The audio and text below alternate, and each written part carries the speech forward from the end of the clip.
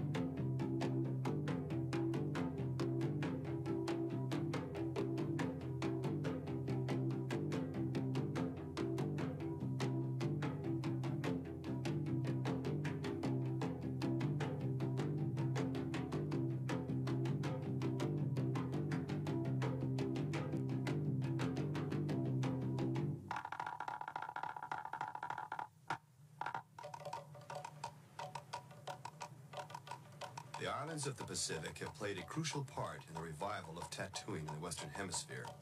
It is one of the Pacific's oldest and most traditional art forms.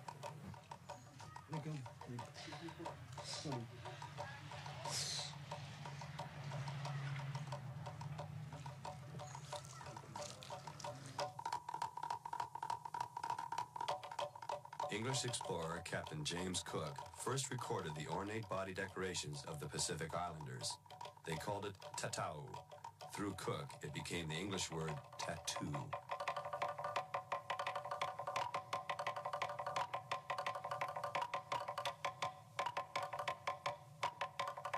During the 18th century, European explorers pushed into the uncharted waters of the Pacific Ocean. They discovered groups of islands peopled by elaborately tattooed natives. The region became symbolic of an idyllic lifestyle. The body decorations at first shocked, then fascinated the seafarers. On their triumphant return to the courts of Europe, tattooed captives became prized souvenirs to show off. The explorers headed further south and eventually found the islands they were to call New Zealand, and their indigenous race, the Maori. The Maoris had developed an intricate culture, one of its highest forms of expression being their unique facial tattooing, the moko.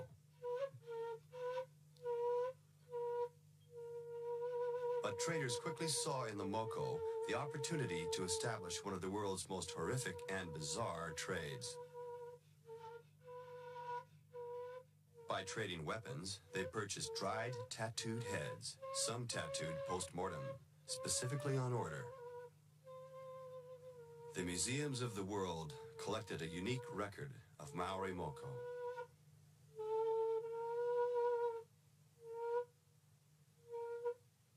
After flourishing, the trade was eventually outlawed by the government, and the living art of the moko slowly disappeared. From the early 20th century, It was only seen in museum collections and on traditional carvings. It had become a dead art. The 1970s saw a rebirth of Maori nationalism.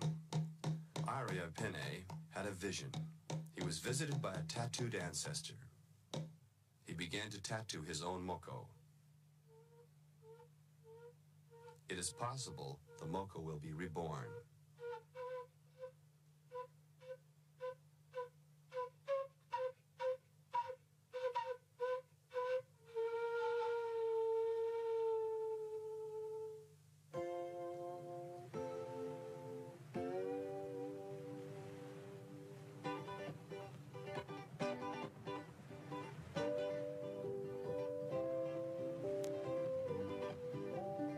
In the center of the Pacific lie the islands of Western Samoa.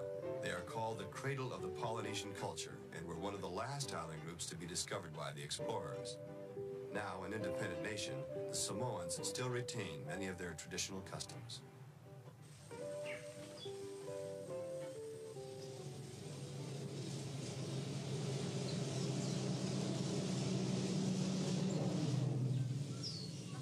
In a small inland village, a tattooist is at work.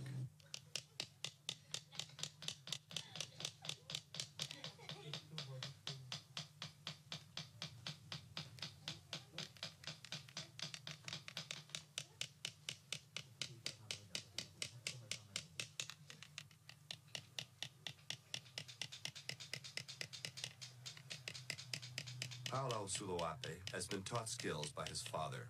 Their family have been tattooists for many generations. They are one of the 2 tattooing clans on the islands. He is tattooing the knee section of the traditional Samoan tattoo, the pea. The victim, as he is called, is an old man.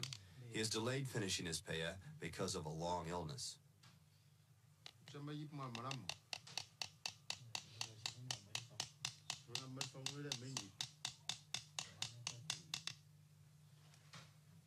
The tools and technique used have changed very little since the first Europeans landed on Samoa.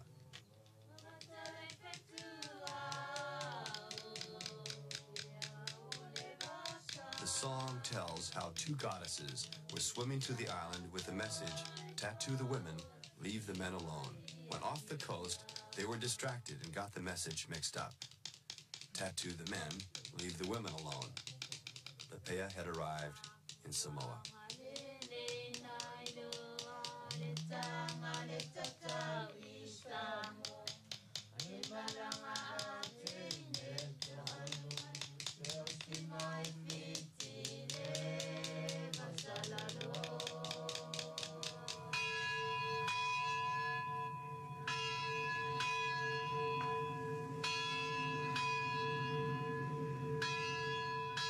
Samoa is a very religious country. In most other Pacific Island groups, Christianity was mainly responsible for the extinction of their tattoo customs. Because of competition for converts between rival church groups, tattooing was allowed to continue, and the Samoans still retain an important cultural link with their past. During the week, Paulo teaches mathematics and science at a Catholic boys' college.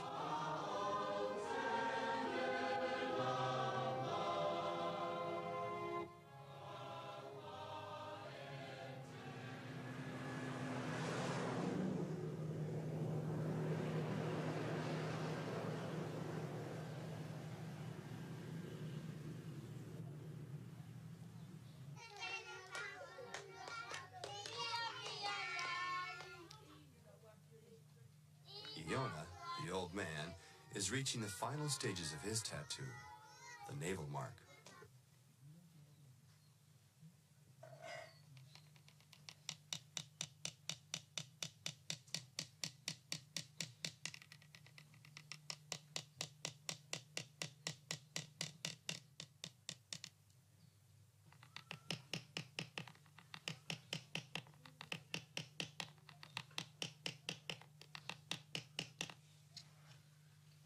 Originally, an unfinished pea was seen as a sign of weakness.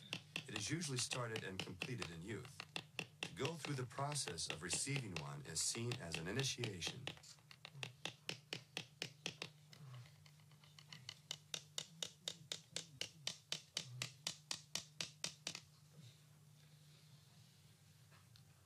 In traditional Samoan society, the tattoo heralded the beginning of manhood. The umbilical mark symbolizes the end of the birth process. The child leaves his parents. A man is born.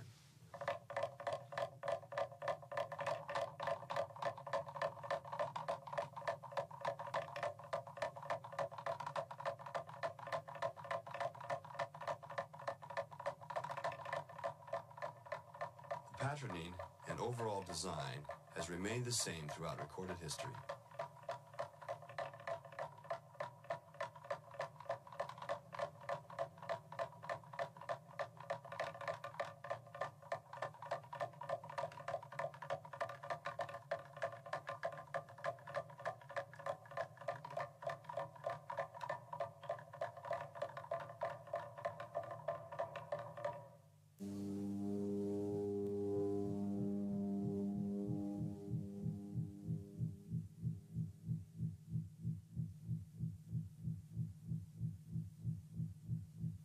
Tattooing in Samoa is still carried out very much as when the European sailors first saw it. And it was these sailors who brought back the attitude of acceptance for tattooing that reintroduced it to Europe.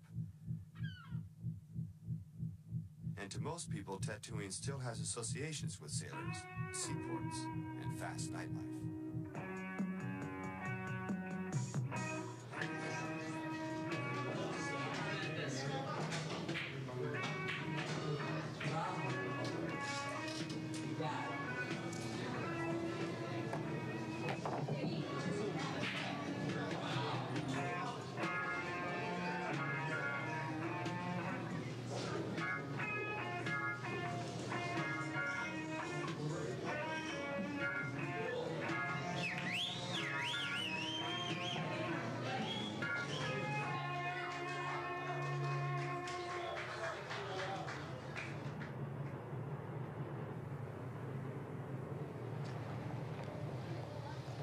If you're ever ready to come down to get a tattoo, we have a special this week.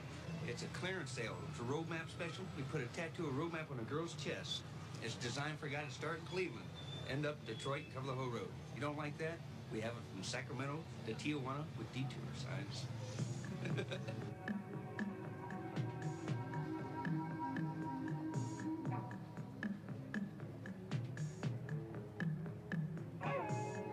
San Diego, home base for the United States West Pacific Fleet, caters well for the sailor and his desire for tattoos.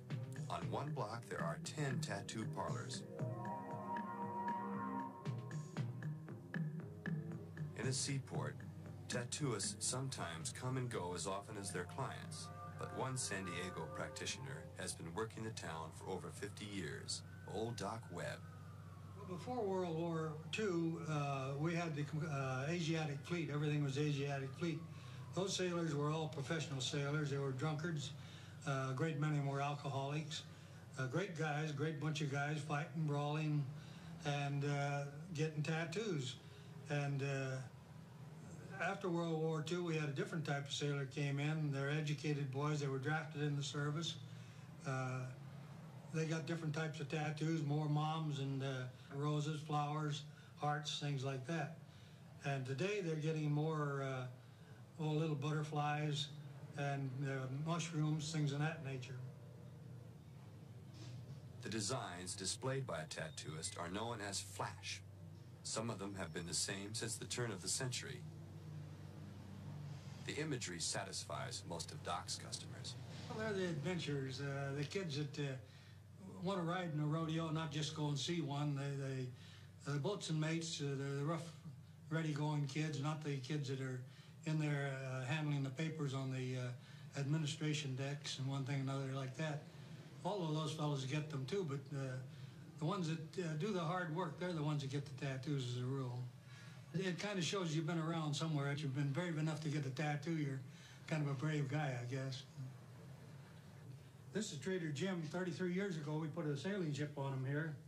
This is traditional tattoos. He can make this ship move. And then here on the shoulder we have a leopard. That's all traditional, never will fade any more than it has. And the big girl with the rose. The heavier lines in the poster design, long after the color is faded, will still be good as the traditional type tattooing. And long after the price is forgotten, you still have your tattoo.